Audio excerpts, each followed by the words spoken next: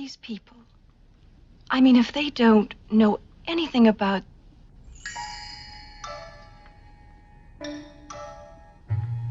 I mean, how is it done?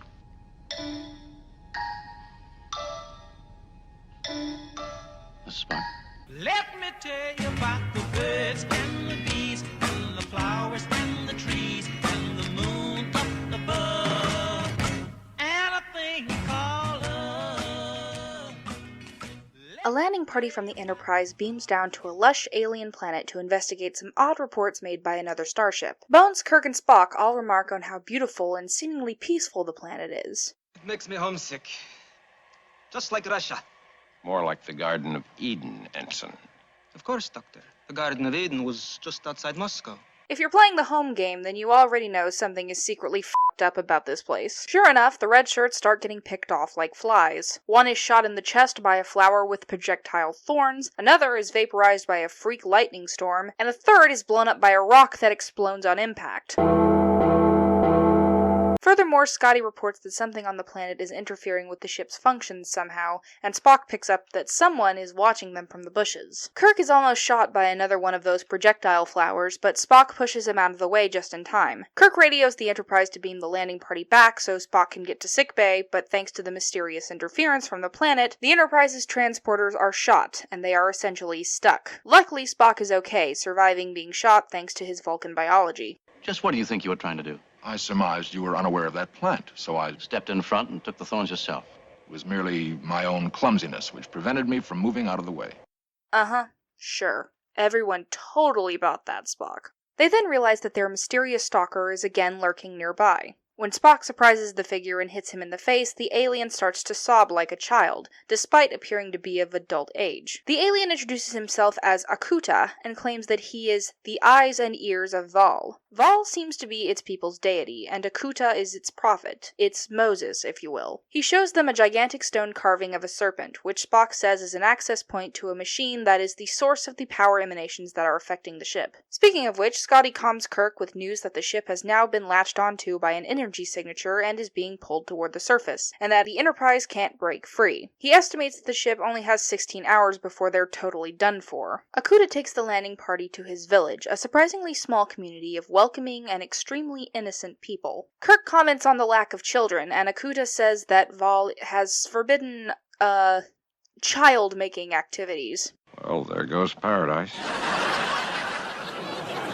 Upon investigating, the crew learns that Val has kept the villagers living in a perfectly controlled bubble, where there is no bacteria, no radiation effects from the sun, not even any signs of aging. The Valians could very well be thousands of years old. In return, the Valians maintain the machine by feeding quantities of the exploding rocks to Val, obviously the machine's fuel. After monitoring Val's energy output for several hours, Scotty devises a plan to break free when Val is at its weakest, but it's going to take several hours, cutting it close to the time limit the Enterprise has before its energy supply gives out altogether and burns up in the planet's atmosphere.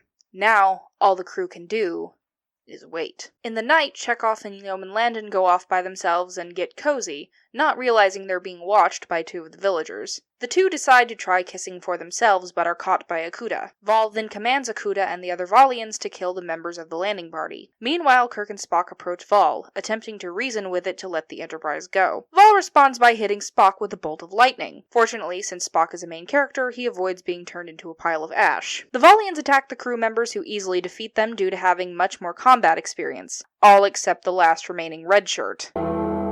Damn, buddy, you almost made it to the end of the episode. With the villagers sequestered in the huts, there is no one to fuel Val, weakening it so that the Enterprise is able to break free from its hold. Val burns out its own circuits trying to protect itself from the Enterprise's phasers. The original script had the phasers destroying Val altogether, but the props department refused, having gone to a lot of trouble to build the papier-mâché snakehead. Akuta asks Kirk how they're going to get along now that their all-powerful God King is gone, and Kirk is like, I missed the part where that's my problem. And the landing party leaves. And just to make sure the heavy-handed biblical symbolism didn't fly over your head, the episode hammers it home one more time by having Spock, Jim, and Bones make a direct comparison to the story of Adam and Eve from the book of Genesis. The Apple is pretty mid as TOS episodes go. It's not terrible, but in my opinion, it's more interesting as a concept than for the actual plot. In this episode, we have another example of the id-ego-superego dynamic represented by the triumvirate. Bones and Spock debate the relationship between Vol and the villagers. Spock, the superego and ever the voice of cold logic, remarks upon the benefit of a symbiotic relationship between a powerful machine that needs constant fuel and a community of helpless, vulnerable beings that requires a guardian of sorts, protecting them from the dangers of the world. Bones, the id, vehemently protests the veritable enslavement of the inhabitants of the planet by Vol, however, proclaiming an intelligent life form's need for freedom and autonomy. When asked to weigh in on the argument, Jim, the ego, simply claims that he's more concerned with saving the ship and living to see another day than the philosophical ramifications of Vol's control over the villagers. There's also the Prime Directive to consider. Spock and Kirk discuss how shutting Vol down will certainly be meddling with the colony's advancement. Vol has kept them in a bubble for all this time, and without it, the villagers will evolve and progress. Or die. Bones is all for breaking the Prime Directive, seeing it justified as the Volian society has already been manipulated by Vol, and that the Enterprise crew will be putting them back on a path of natural social evolution. Which may explain why Kirk tells the villagers, you'll figure out the whole baby-making thing eventually. Any more information might be helping things along a little too much. So yeah, despite being thematically interesting, the plot and pacing are kind of But there's a lot of good character moments. Like, for instance, when the 3 crew members die in the beginning, Jim is deeply disturbed by their loss and beats himself up for letting them die on his watch, despite Spock's best efforts to conciliate him. It's a moment that shows 2 things. Jim cares about his crew on a personal level. They aren't just replaceable staff members to him. They're people. And Spock, despite repressing and denying his own emotions, cares about Jim's feelings. Interesting how we can show our friends the same kindness and support we refuse to show ourselves. So I can't exactly call this one skippable. This is what my esteemed colleagues from the Passion of the Nerd channel might call a candy episode. So give it a watch, see if you like it.